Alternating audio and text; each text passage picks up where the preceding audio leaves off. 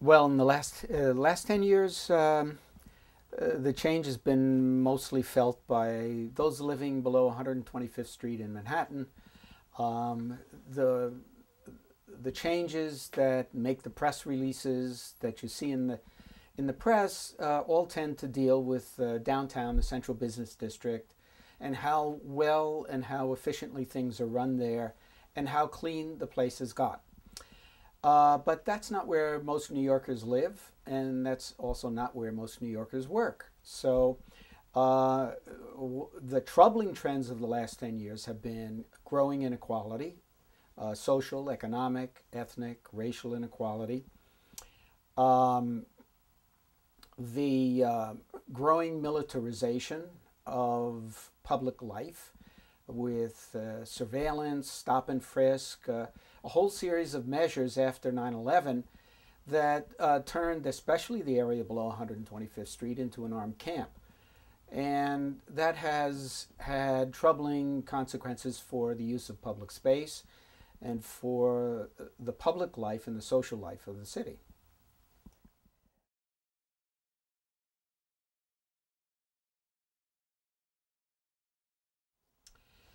Well, the dichotomy between preservation and change is a false dichotomy.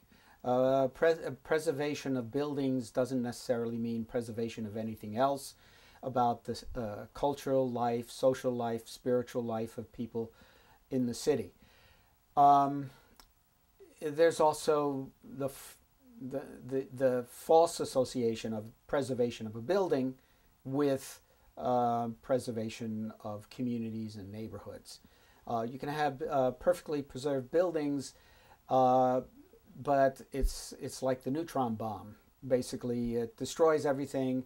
Aspects of gentrification can destroy the very livelihood of neighborhoods while maintaining the built environment intact. Having said that, we care about the built environment, we care about the physical space, and unfortunately, development and growth often get posed in opposition to the preservation of the built environment. There's absolutely no reason why that has to be.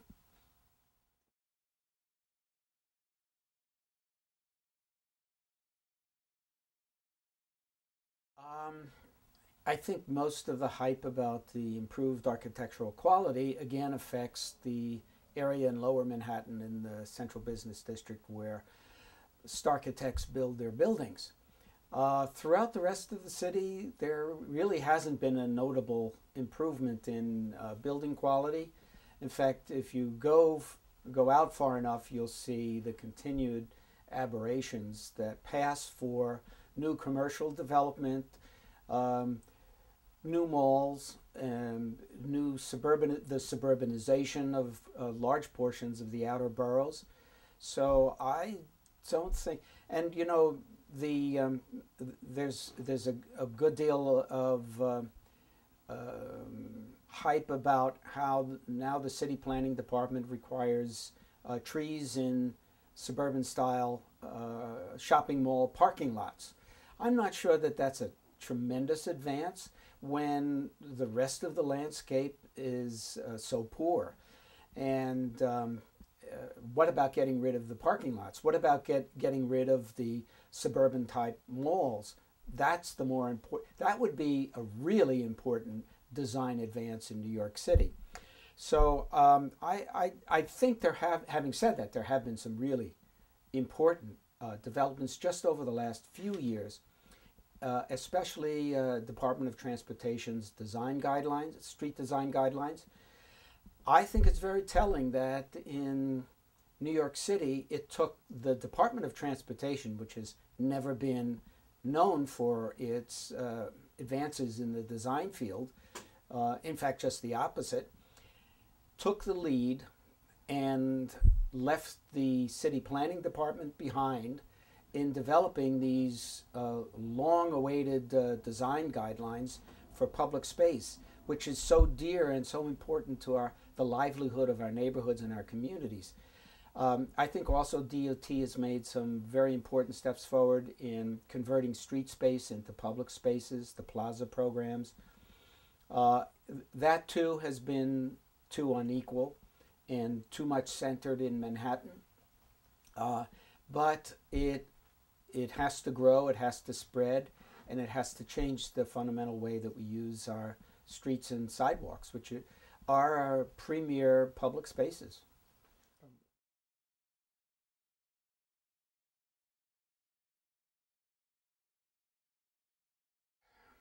The Bloomberg administration, to its credit, initiated in 2007 Plan YC 2030, which is deemed to be a long-term sustainability plan. I think it was an important leap forward because for the first time we heard the term sustainability come out of the mouth of a major public official in City Hall. Unfortunately, the plan itself is not sustainable, nor is it really long-term. And it's really not even a plan because it was never officially approved as city plans should and must be according to the city charter. It's not sustainable because it's essentially a growth plan. It started with the prediction that there would be approximately 1 million new inhabitants by the year 2030. And that was issued as a scientific fact, yet there was no science behind it. It was a guess. And it was generated by a growth plan, which was we have to grow the city. It also engaged in a form of greenwashing by using the term and the concept transit-oriented development. Transit-oriented development is a great idea for combating suburban sprawl. In areas like the Southwest, where the cities have been sprawled over these enormous territories, and there's minimal mass transit. It's a way of tying new residential and commercial development in with building up around transit stops. And it's a great idea, but it doesn't work in New York.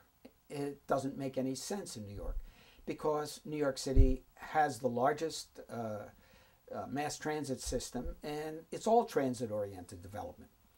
And so Plan YC 2030 says, well, we're going to build around subway stops, and that's going to be transit-oriented development. Well, first of all, everything's around a subway stop, more or less. Second of all, there's no improvement to transit. So what you have is just putting an additional burden on a transit system that is already overburdened, over capacity in many areas, especially in the more densely developed areas, without improving the capacity of transit, without improving its service capacity. And in fact, in some of the areas that the city has rezoned for transit-oriented development, you find buses are overcrowded, people can't get on them, the platforms are already overflowing, and people are complaining. While at the same time, we have a subway system in severe crisis and increasing fares, pushing more people out of mass transit and forcing. And then at the same time, what the city has done is built these so-called transit-oriented developments with oodles of parking. The Atlantic Center project is case number one, which was supposed to be built on the top of the third largest transit hub in the city with 3,600 parking spaces for 4,800 residential units. Now, that doesn't make any sense. It's not transit-oriented development, it's a hoax. The other thing that the city has claimed points to as successful are the 100 rezonings. Over the last, I think since 2002, the Bloomberg administration has rezoned over 100. Well, as a recent study by the Furman Center showed, most of those rezonings were reducing the capacity for development in outlying areas that there was very little real estate interest in to begin with. So the city basically was just reinforcing an existing pattern of development, gaining potential votes at election time because people think their communities are being protected with zoning, and to some extent they protect them. In the long run, they don't really protect them because zoning can always be changed when a developer is interested. And the other thing the Furman study found was that many of those downzonings, reducing the zoning capacity, were done around subway stops. Lo and behold, another violation of the principle of transit-oriented development.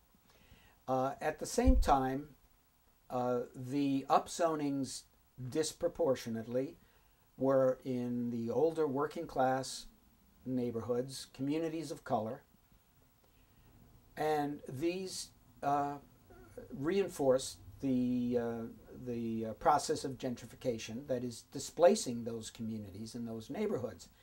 So it only redoubled the pressures on existing affordable housing, people living in private and public rental units, getting forced out by the rezoning, and in the place of it, the city came up with its token affordable housing through inclusionary zoning.